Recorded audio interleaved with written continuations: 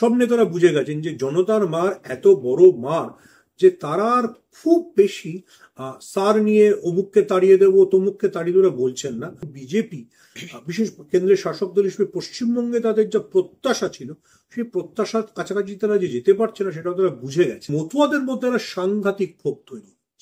আমি তো শুনলাম বিজেপির কোন মুখপাত্র নাকি প্যান্ট ছাড়াই ইন্টারভিউ দিতেও চলে এসছে। সুমনদা, এসআইআর এর প্রস্তুতি চলছে, জেলায় জেলায় থেকে শুরু করে রাজ্য স্তরের মুখ্য নির্বাচন আধিকারিকরা প্রস্তুতি নিচ্ছেন। কোন দিকে এগোচ্ছে বলে মনে হচ্ছে পুরো বিষয়টা? দেখুন, আপনি তো আমায় জিজ্ঞেস করেন, আপনি যখন আমার সাথে কথা বলছেন সেপ্টেম্বরের তৃতীয় সপ্তাহে, তখন সার বা স্পেশাল ইন্টেনসিভ রিভিশন নিয়ে যে উদ্বেগ উত্তেজনা ছিল তার অনেকটাই স্থিমিত। তার দুটো কারণ। এক নম্বর কারণ হচ্ছে যে সুপ্রিম কোর্ট আধারকে মান্যতা দিয়ে দেওয়া, অর্থাৎ আধারকে মান্যতা দিয়ে দেওয়ার পর যত লোকের নাম ভোটার তালিকা থেকে বাদ যাবে বলে বিরোধীরা আশঙ্কা করছিল সেটা আর নেই। Point number one. Point number two, যেহেতু আমরা তো একটা বিচ্ছিন্ন কোনো দ্বীপে নেই, আমরা একটা ভীষণ কানেক্টেড গ্লোবাল ভিলেজে আছে। আপনি যদি এই রায় দেওয়ার কাছাকাছি সময় সুপ্রিম কোর্টের চিফ জাস্টিস বি.আর. গাভাইয়ের অন্য একটি রায়ের প্রথম দিকটা মাথায় রাখেন, যেখানে জাস্টিস বি.আর. গাভাই বলছেন যে আপনারা নেপাল বা অন্যান্য পাশের দেশে কি হচ্ছে দেখেন না, কেন আপনারা ঠিকভাবে কাজ করছেন না। এটা কিন্তু একটা চেতাবনী বা সতর্ক বার্তা যে আপনি কতদূর যাবেন এবং কতদূর যাবেন না।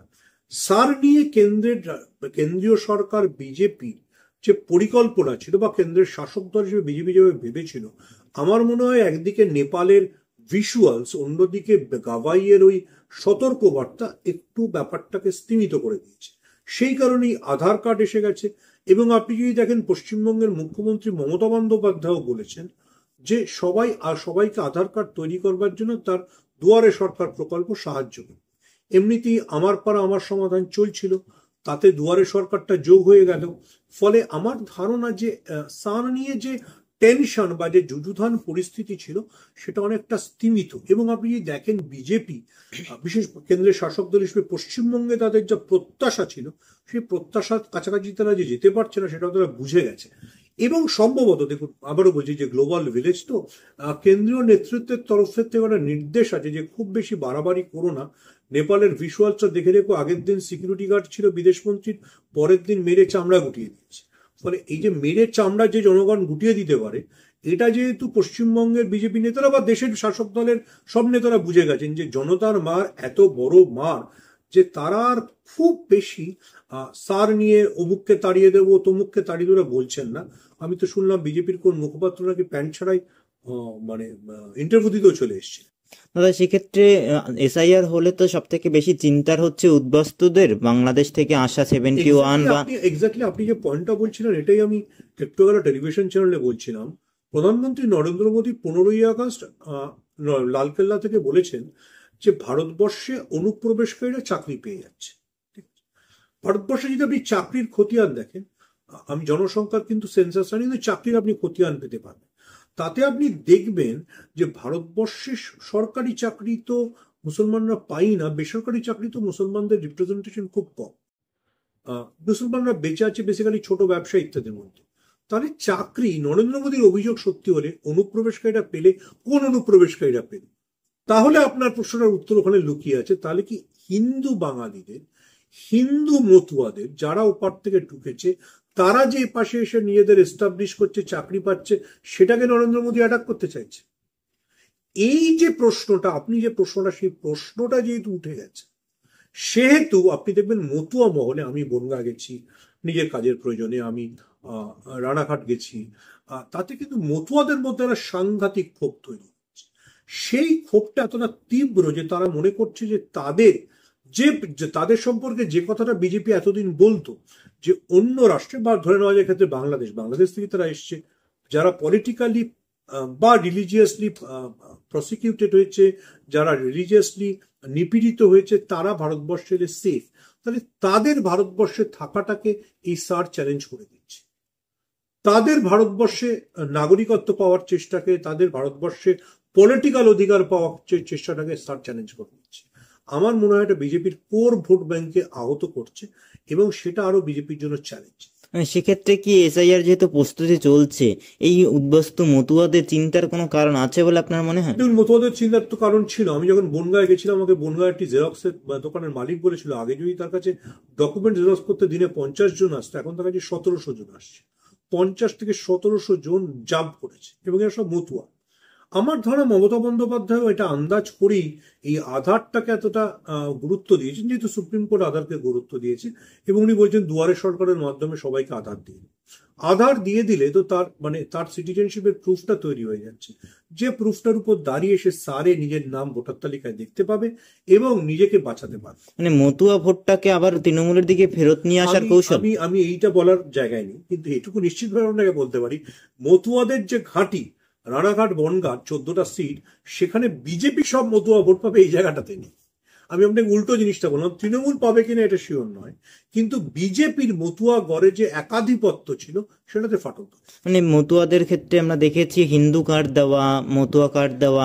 ভুলে যাবেন না, মুম্বাইতে যারা গ্রেফতার হয়েছে বা উড়িষ্যায় যারা গ্রেফতার হয়েছে, তাদের সবার কাছে শান্তনু ঠাকুরের দেওয়া পরিচয়পত্র ছিল।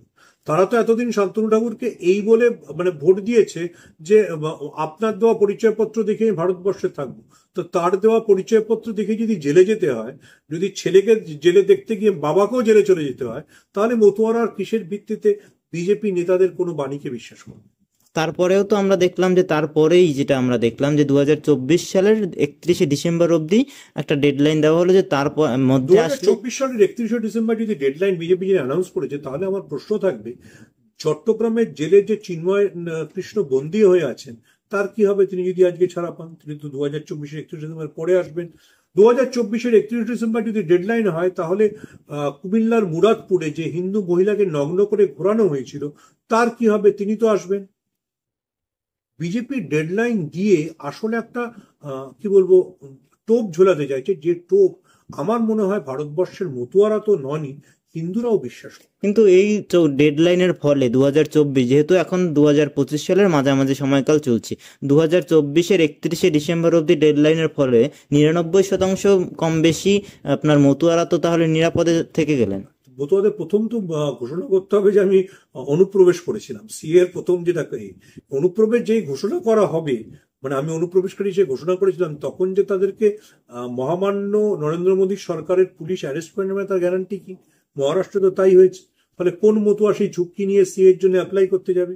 তারা বরঞ্চ তুলনায় সুবিধাজনকভাবে রাজ্য সরকারের দুয়ারে সরকারের প্রকল্পে এসে আধার কার্ড করিয়ে নেবে, দিয়ে ভারতবর্ষের নাগরিক হিসেবে নিজেদের নিরাপদ রাখবার চেষ্টা করবে। সেক্ষেত্রে এসআইআর যেহেতু প্রস্তুতি চলছে, শুরু হয়ে যাবে, এসআইআর আবেদনপত্র ছাপানোর পর কাজ চলছে, সাধারণ যারা মানুষ রয়েছেন তাদের জন্য কি বার্তা দেবেন? তাদের কি করা উচিত এই সময়? সাধারণ মানুষের উচিত, আমি আবারও বলবো, যে 13টা যে কাগজপত্র চাওয়া হয়েছে স্যার, এখন 14টা হচ্ছে আধার কার্ড, সেই কাগজপত্রগুলো তৈরি রাখা এবং ভোটার তালিকায় নিজেদের নাম নিশ্চিতভাবে আছে কিনা সেটা দেখা। আমার ধারণা আধার কার্ড সুপ্রিম কোর্ট বলে দেওয়ার পরে আর নির্বাচন কমিশনের পক্ষে খুব বেশি লোককে বাদ দেওয়াও সম্ভব হবে না, এবং ব্যাপারটা অনেকটা ইজি হয়ে যাবে। মানে 2002 সালের ভোটার তালিকায় যাদের নাম নেই, যাদের পরিবারের কারোর নাম নেই, তাদের কি করা উচিত? তাহলে আধার কার্ড তৈরি রাখা উচিত।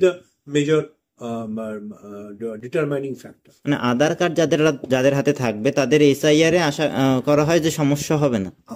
আমার এখনো অব্দি সুপ্রিম কোর্টের রায় থেকে তাই মনে হচ্ছে। সেটা আরো সুপ্রিম কোর্ট করা হয়ে যেতে পারে যদি বিহারের গোটা এসআইআরটাই বাতিল হয়ে যায়। দেখুন, আমাদের দেশের বিচারকরাও তো সার্বিকভাবে রাজনৈতিক পরিস্থিতির বাইরে নয়। যিনি ভারতবর্ষের প্রধান বিচারপতি হয়েছেন, তিনি তো দেখছেন যে নেপালে তাকে প্রধানমন্ত্রী করা হলো যিনি প্রধান বিচারপতি হিসেবে শাসকের বিরুদ্ধে ছিলেন। তো সবাই তো নিজের মতো করে পরিস্থিতির স্রোতে থাকবার চেষ্টা করবেন, তাই না? Thank you.